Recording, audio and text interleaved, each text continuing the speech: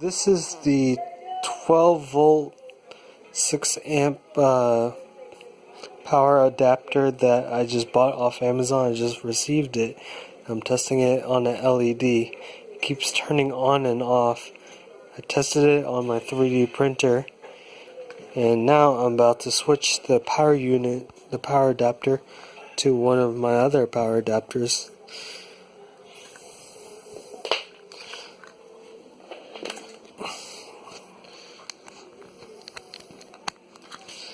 And you see the light stays. The colors don't flash, so the power's not turning on and off like the thing I just bought off Amazon. And then I'm going to plug in the power unit, the power adapter I just bought again.